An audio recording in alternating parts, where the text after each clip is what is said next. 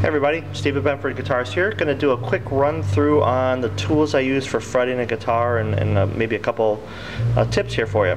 So first thing is we need to get a fretboard perfectly flat, and I did that with the radius block before I glued it on, but it's something you just want to double check. So what I'll end up doing is I'll make a bunch of pencil lines across this fretboard, take my radius block, run it across there. If I see any pencil lines, I got a low spot, and I'll just keep going and clean that up flat. And then if I have to do any truss rod adjusting just to get it flat, we'll do that at the time.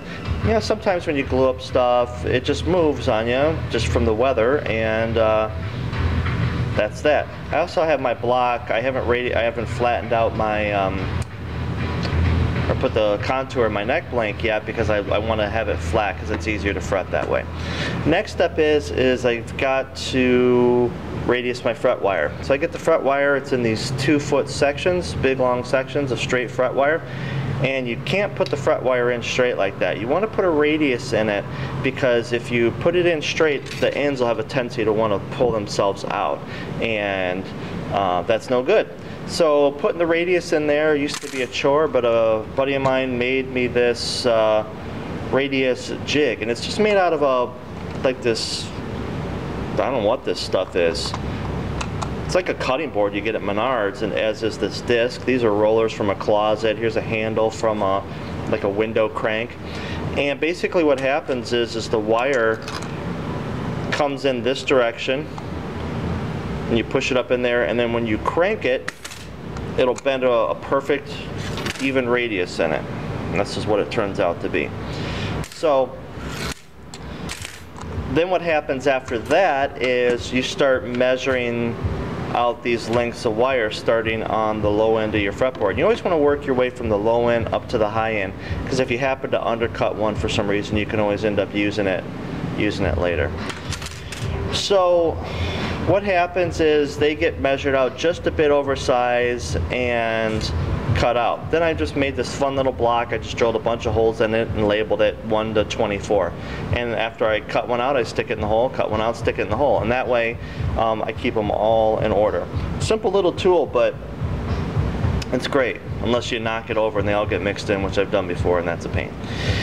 So after that gets done, I cut them all out. Then I go back to each fret, and what I actually do is I undercut the ends of them. So basically what I'm doing is, see if I can get this up here, I take the end of this fret and I notch it out on the part that's sticking down, not the fret itself, but this part.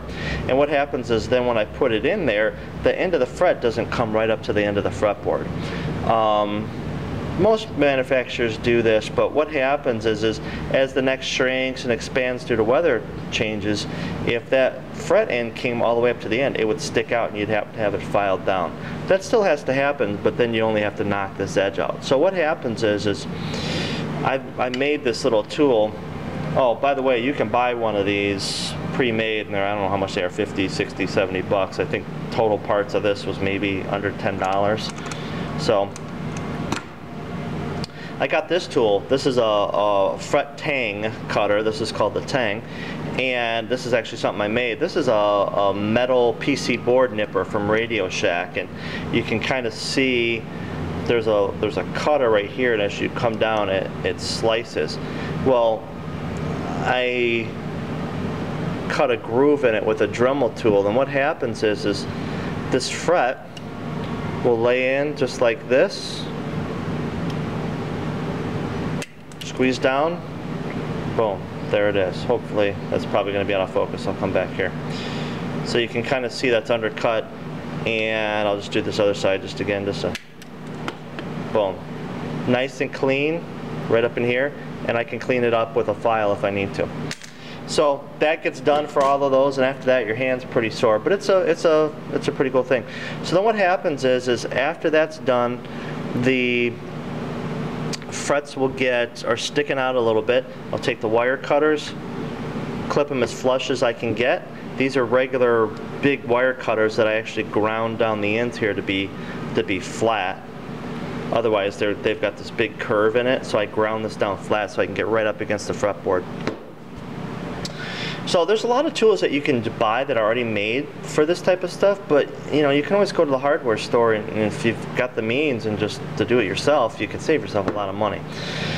So then what'll happen is, here's my fretboard, one of my fretboard level files. It's a flat file glued to a block, and actually the file is at a diagonal like this. So it won't chatter, and what chatter is when you're running across metal frets, if the grooves of the file were like this, it'd go ch-ch-ch-ch-ch-ch. So since it's kind of at an angle, it just kind of cuts right through it. So what happens is I'll clean up the side of my frets with this, and then what happens from there is I've got this file, which is a file embedded in a block at, I can't remember what the degree is, 33 or 45.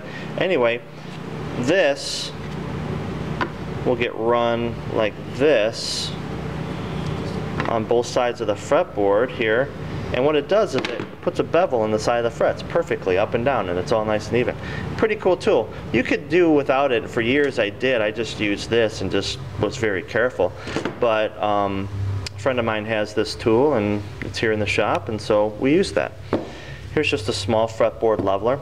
So what happens is once you undercut the frets, there's going to be a little bit of a gap in there, and so I just fill it with ebony and rosewood, just black super glue. It goes boop, boop, boop, boop, boop, and then it gets level sanded, and you probably won't even see it. So jumping back to the frets, to put the frets in, I go over to the drill press, and I have a little mini arbor press that this goes up inside, and you can see it pivots like this. And what happens is I have these different radius culls, and they're all marked with a different radius. This is a 12-inch radius, so I got the 12. This just goes in there like that and gets tightened down. So then what happens is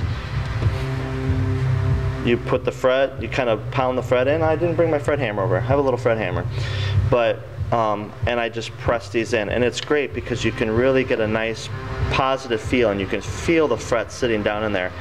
I tried hammering frets first off, and I think that's kind of an art form unto itself to get that all even, and I'm not very good at it, and this seemed to work out really well for me, so I have a tendency to use that.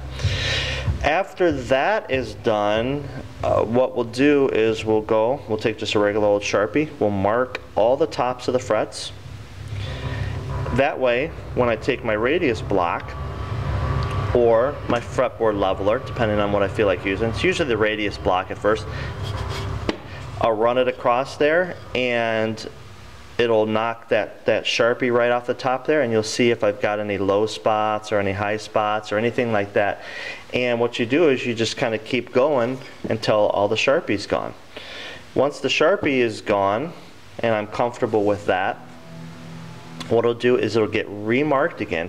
So what'll happen is your fret was normally round to begin with, the top of it. Now it's got a round, and then it's got a flat spot on top. And what you have to do is you got to put that roundness back in there, because you don't want a flat fret. So that's done. You re-Sharpie it, and then I have this tool here. Let's see if I can get this to show this to you.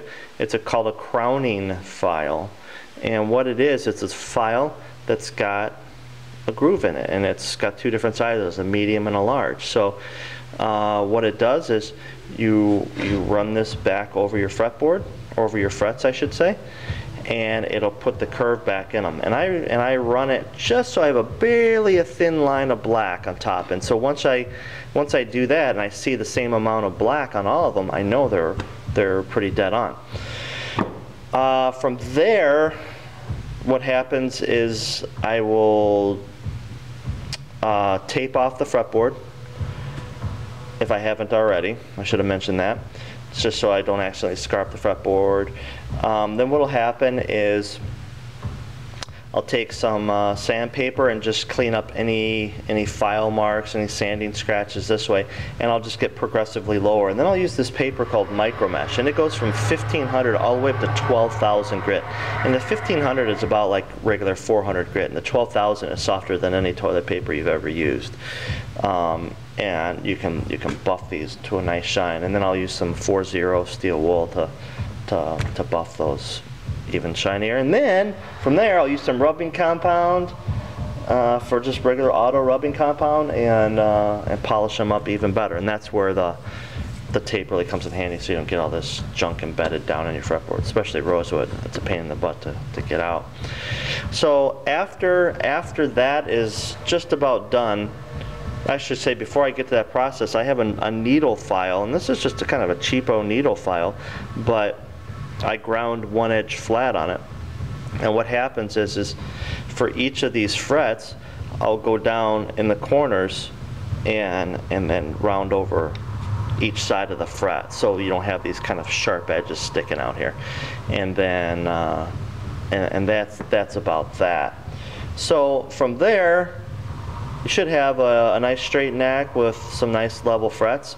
And the other thing I forgot to mention is when I sand these fretboards, and when I put it on here, I will actually sand in a little bit of fall away.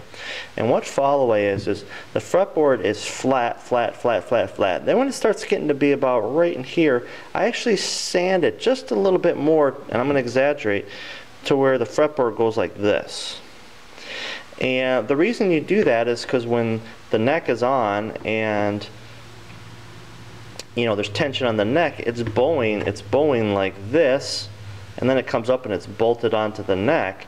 And so what you can create is you can kind of create this high spot up here that the strings will hit. And so with this fall away, it kind of counteracts that. It's not much, but it's just enough that it'll help you solve that problem. So there's a little hot tip for you. So after that happens, the fretting's all done. And then what I'll end up doing to this afterwards is then I'll start profiling the neck, and I'll do the nut, and we'll be on our way. So probably the next video or pictures you see, probably pictures will be of this thing fretted. So thanks a lot. Talk to you later.